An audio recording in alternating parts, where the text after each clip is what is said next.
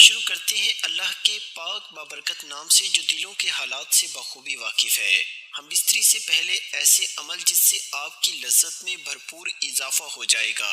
مکمل تفصیلات جاننے کے لیے ویڈیو کو آخر تک ضرور دیکھیے۔ ویڈیو شروع کرنے سے پہلے اگر آپ نے ہمارے چینل کو سبسکرائب نہیں کیا تو پلیز ہمارے چینل کو ضرور سبسکرائب کریں۔ ہر شوہر کو چاہیے کہ وہ اپنی جنسی سوجھ بوجھ کو بڑھائے۔ کوئی شخص بھی جنسی لذت حاصل کرنے کے شعور کے ساتھ پیدا نہیں ہوتا، بلکہ ایک سمجھدار شوہر اپنی شریک حیات کے رد عمل سے یہ سب کچھ سیکھتا ہے۔ وہ برابر اپنی اسی صلاحیت کو ترقی دینے میں لگا رہتا ہے کہ وہ فریق ثانی کو لذت پہنچائے اور اس کے بدلے میں خود اس سے زیادہ لذت حاصل کرے۔ مباشرت سے پہلے بستر پر ایک موٹا کپڑا بچھا لیا جائے تاکہ بہہ نکل جانے والی فالتو منی بستر کو خراب نہ کر دے۔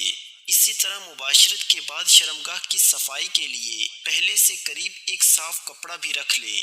باقاعدہ مباشرت سے پہلے میاں بیوی کا چند منٹ کے لیے ایک دوسرے کے جسم سے کھیلنا دونوں میں محبت پیدا کرتا ہے۔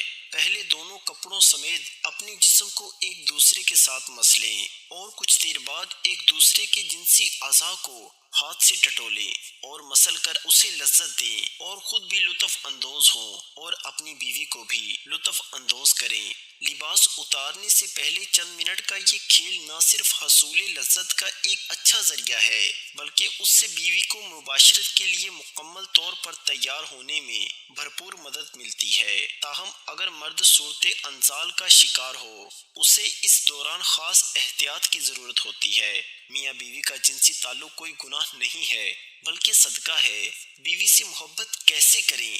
شریعت مطہرہ نے بیوی کے پورے بدن سے نفع اٹھانے کی اجازت دی ہے، البتہ پچھلے مقام میں صحبت کرنا بیوی سے حرام ہے کہ وہ جمع کرنے کا محل اور مقام ہی نہیں، اس لیے صحبت اگلے حصے میں ہی جائز ہے اور اس کے لیے جو بھی طریقہ اختیار کیا جائے شریعت میں اس کی ممانعت نہیں، البتہ اشارتاً دو طریقے بہت معمول ہوتے ہیں۔ پہلا طریقہ جو ہر جاندار میں فطری طریقہ ہے کہ مرد اوپر رہے اور عورت نیچے، اس میں جان بین سے لذت کا حصول زیادہ ہے۔ نیز یہ طریقہ استقرار حمل کے لیے بھی معین ہوگا۔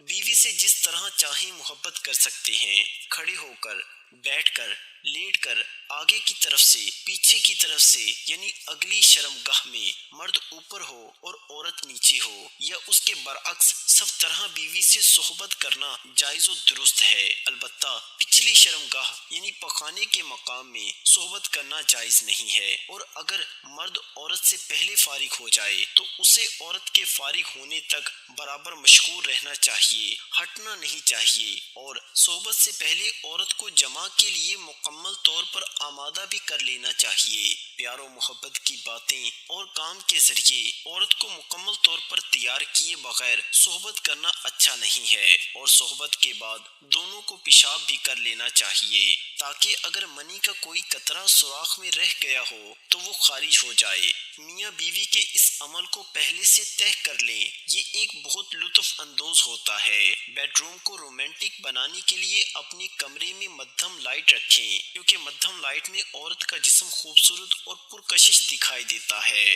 اسی طرح کمرے میں اپنی پسند کی خوشبو بھی لگا لیں۔ ہم بستری سے پہلے میاں بیوی دونوں اپنی شرمگاہوں کو ٹھنڈے پانی سے دھو لیں، یہ مرد کی ٹائمنگ میں اضافہ کرتا ہے اور عورت کی شرمگاہ اس قدر تنگ ہو جاتی ہے کہ جس سے ہم بستری کرنے میں بہت ہی زیادہ لطف محسوس ہوتا ہے۔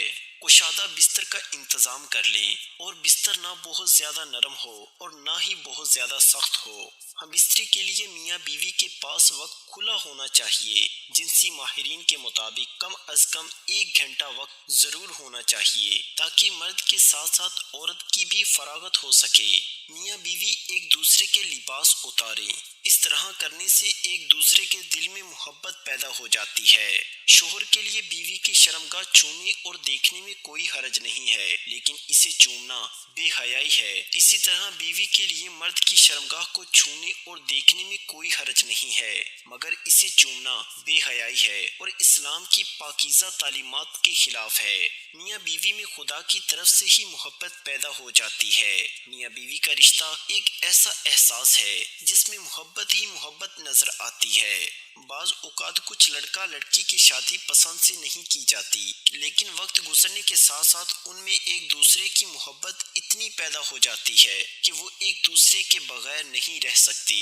شوہر جب بیوی سے ہم بستری کا ارادہ کرے تو ہم بستری کی دعا پڑھے کہ جس کا ترجمہ میں اللہ کا نام لے کر یہ کام کرتا ہوں، اے اللہ تو ہمیں شیطان سے بچا اور جو اولاد تو ہم کو دے اس سے بھی شیطان کو دور رکھ۔ اس دعا کے پڑھ لینے کے بعد اس وقت کی ہم بستری سے جو اولاد پیدا ہوگی شیطان اسے کبھی ضرر نہ پہنچا سکے گا۔ اس کو ضرور پڑھنا چاہیے، کیونکہ ہم بستری کے وقت اللہ کا نام نہ لینے سے شیطان کا نطفہ بھی مرد کے نطفے کے ساتھ اندر چلا جاتا ہے۔ صبح کے وقت قربت کے فوائد۔ جو مرد صبح کے وقت اپنی بیوی کے ساتھ مباشرت کرتے ہیں وہ لوگ کبھی بھی مردانہ کمزوری کا شکار نہیں ہوتے اور ان کی مردانہ طاقت دن بدن بڑھتی رہتی ہے، کیونکہ اس وقت ان کے جسم میں بے پناہ جنسی طاقت موجود ہوتی ہے۔ اس وقت جنسی کمزوری کا شکار افراد بھی بہتر انداز میں قربت کر سکتے ہیں، کیونکہ اریکشن اپنے عروج پر ہوتی ہے اور رات بھر آرام کے بعد انسانی جسم صبح کے وقت جنسی توانائی سے بھرپور ہو چکا ہوتا ہے، عضو فریش ہوتے ہیں اور یہی وہ وقت ہوتا ہے جو مرد اور عورت کے درمیان قربت کے لیے بہت بہتر اور مفید وقت ہوتا ہے، کیونکہ اس وقت مردوں کے ہارمونز عروج پر ہوتے ہیں اور ان کے اندر جمع کرنے کی طاقت پوری طرح جوش میں ہوتی ہے۔ اس وقت قربت کرنے سے بہت زیادہ تسکین ملتی ہے، جس سے مرد اور عورت دونوں کو پوری طرح جنسی لذت حاصل ہوتی ہے۔ اس وقت جسم کا انگ انگ زندگی کا مزہ لے رہا ہوتا ہے، جبکہ صبح کے وقت جمع کرنے سے آپ لوگوں کی ٹائمنگ میں بھی زیادہ اضافہ ہو جائے گا۔